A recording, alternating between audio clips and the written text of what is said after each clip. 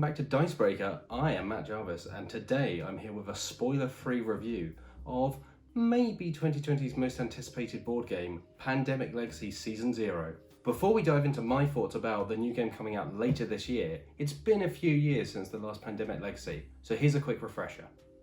While I'll be talking about the gameplay and story of all of the Pandemic Legacy games in this review, you can watch them safe in the knowledge that nothing I discuss will go beyond the prologue game of any of the seasons, leaving you to discover those surprises for yourself. Pandemic Legacy Season 0 is actually the third entry in the series, following Pandemic Legacy Season 1 in 2015 and, you guessed it, Season 2 in 2017. All of the games have been created by Matt Leacock, who made the original Pandemic, and Rob Daviau, who you might know from Risk Legacy in 2012, which turned that classic on its head before he then turned his attention to a more modern classic in Pandemic. Now, if you're watching this video, there's a pretty good chance you've played or at least heard of Pandemic before, but if you haven't played Pandemic Legacy, you absolutely should. Season 1 and 2 are two of the best board games ever made, and while there have been plenty of Legacy games that followed in their wake, nothing has really come close to the level of gameplay polish, storytelling, and just using the Legacy format to throw up some surprises throughout their campaigns. So if you haven't played Pandemic Legacy before, should you start with Season 0? Well, we'll come on to that in a bit, but either way, you should play this game. For me, Season 2 was even better than Season 1 of Pandemic Legacy, taking the first game's interesting additions to the original Pandemic, customizable characters, permanent changes to the board, new gameplay rules, pieces unlocked inside boxes, even further. Season 2 pushed Pandemic to its extremes, leaping several generations into the future of the universe and flipping the idea of taking cubes off the board on its head as players put things on the board to protect locations against the spreading plague. Instead of trying to save the world, Season 2 was just about trying to rediscover what was left of it. This went down to the board being completely blank at the beginning of the campaign. Players would place down stickers as they explored the world, discovering new regions and drawing routes between cities. Now, safe to say, Season 2's experimental approach wasn't for everyone, but whichever game you preferred, it was hard to deny that they were just doing the same thing again. Now, hold on, I hear you say. What does all this talk about Season 1 and 2 have to do with Season 0? Well, everything. You see, while Season 0 can be played by itself or played as the first game in the series, I'd argue it's best as a finale to the entire trilogy. And what a finale it is. Let's get into it. Season 0, if you hadn't guessed from the name, is a prequel taking place before Season 1. Like Pandemic Legacy Season 1 and 2, its campaign takes place over the course of 12 months, in this case 1963. It's the height of the Cold War, and players' characters are fresh-faced medical students thrust into a CIA plot to uncover a secret Soviet bioweapon called Project Medusa before it's unleashed, deliberately or otherwise, on the world. You can probably see where this is going. Now, world events in 2020 so far might mean that you're not particularly in the mood to play a board game about, say, a global pandemic that lasts multiple months right now. That's completely fair, and while it's no surprise that Season 0 does feature the threat of a global plague, Pandemic's well-worn disease disaster largely takes a back seat to more of the engaging moment-to-moment espionage action. Yes, I did say espionage. You see, true to its Cold War setting, Season 0 is a bona fide spy thriller, replacing the classic Pandemic disease cubes are these diddly red Soviet agents, see what they did there, that gather in the locations as they hunt for the player's CIA rookies. Aside from having 2 faces rather than 6, the agents are more like the Pandemic you already know. Or are they? Yes, they are, I just told you that.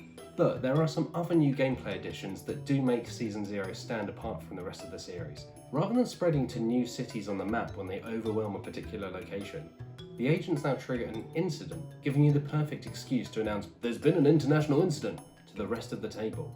These events are pulled from the threat deck and can lead to all manner of unfortunate things happening in regions across the world, making them as much of a threat as outbreaks, but in a much more varied and thematic way. Helping your agents deal with this threat are teams. Season 0's biggest departure from what's come before.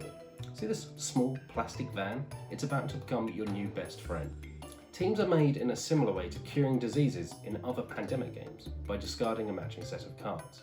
This time, it means placing one of these teams on the board, which any player can then move and use on their turn. Despite their size, teams are incredibly powerful, letting you mop up entire cities and complete objectives. But they're also similar enough to the player's own actions that they don't require wrapping your head around a completely new set of rules. Best of all, as the game progresses, the teams can handle some of the grunt work, while the players get to engage with the more fun and varied missions later in the campaign, rather than having someone stuck on cleanup duty. Isn't delegation fun? While they're not a million miles away from what you've seen in other Pandemic games, teams introduce enough extra options on your turn to make Season 0 feel fresh. We're not going to give away anything that happens later in the campaign, but it's safe to say that things only get much more interesting with every game you play. We couldn't wait to see what was happening month after month, right to the end. Season 0's real stars though are its agents. That's you! The box includes 4 of these leather passports. They're actually really nice. They've got like little leatherette covers, you can flick through them, and you get to create your characters in them. Although this one's blank at the moment, so no spoilers. You're a spy with multiple aliases, so you get to create 3 separate personas during the game. One for each of the Allied, Soviet, and neutral sides that control the different locations on the board. These characters are much more customizable than ever before. Playing dress up with a bunch of bald heads and disguise stickers is exactly as much fun as it sounds. These multiple aliases also serve a very important gameplay function, with the unique combination of abilities, equipment, and allegiance making each alias especially useful in different situations.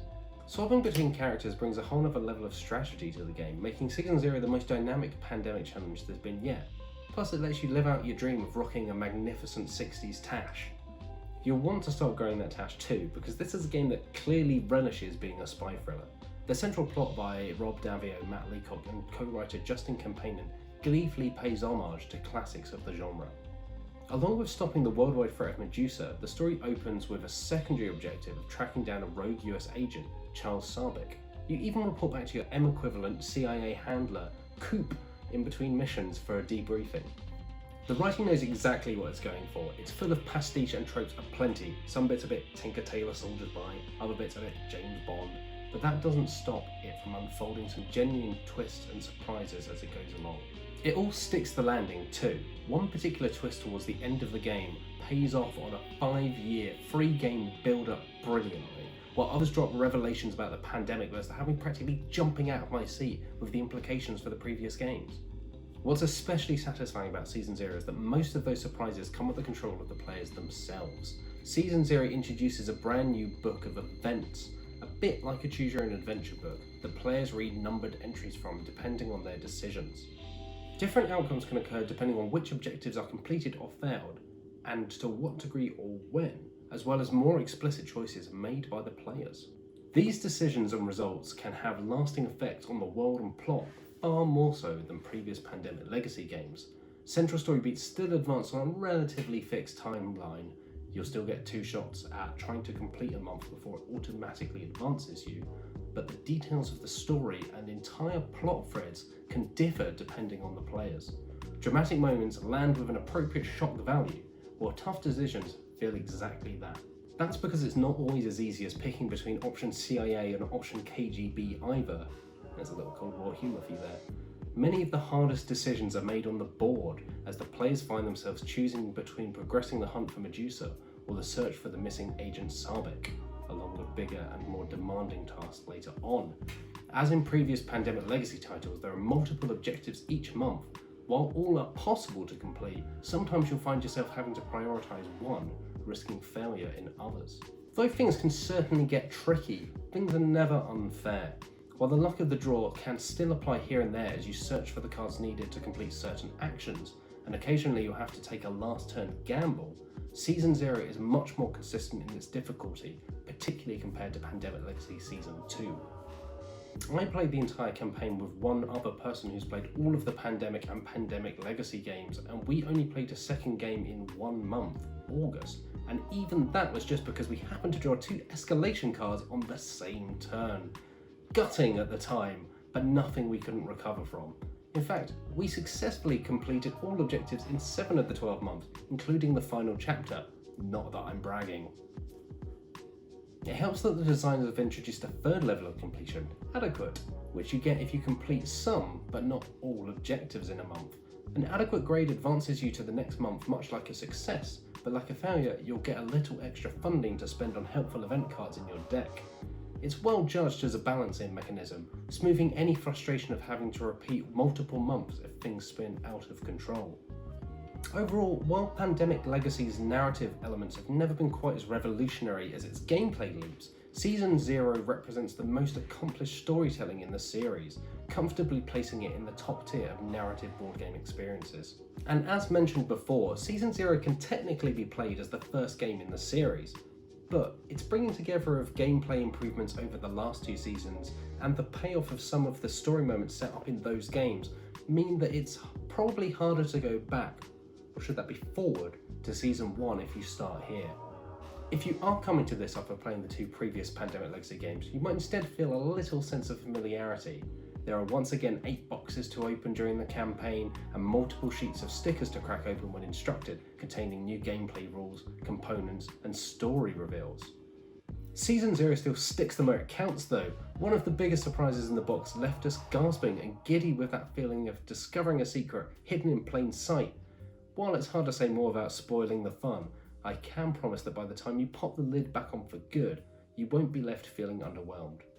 All that said, I found my main emotion while playing Season 0 to be one of satisfaction and reflection on how darn good the Pandemic Legacy series has been as a whole, rather than the surprised anticipation of what comes next.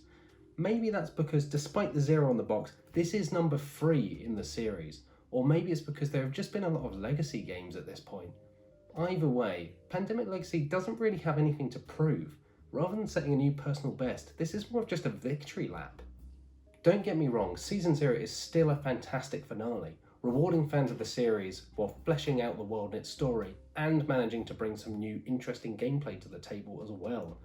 It's less dazzlingly fresh than Season 1, and it's not as boldly experimental as Season 2, but maybe that's to be expected. In its own way, Season 0 is just as impressive as both of those games, taking things in yet another new direction. Honestly, the biggest surprise in the box was discovering how much I'd come to care about a world that started as a bunch of cubes on a board, and I was absolutely okay with that. Pandemic Legacy Season 0 waves goodbye to board gaming's best series with a celebration of everything that's made it unforgettable, and it certainly goes out on a high. If you're already invested in Pandemic Legacy, this won't disappoint you.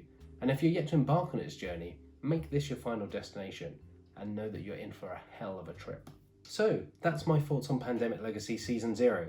As you can tell, I really enjoyed my time with the game, and I really recommend it to anyone who's interested in completing the series. The game will be released later this year, so if you haven't played Season 1 and 2 yet, you've still got time to catch up. And hey, if you can't play them for a while, don't worry, Season 0 will wait. If you'd like more board game and RPG reviews, playthroughs and videos from me and the rest of the Dicebreaker team, you can like, subscribe and ring the bell icon. You might be seeing some videos on the screen right now for you to watch. You can also head over to dicebreaker.com for the latest news, articles and much more. For now though, that's it from me. Thank you for watching this review of Pandemic Legacy Season 0 and have a lovely day.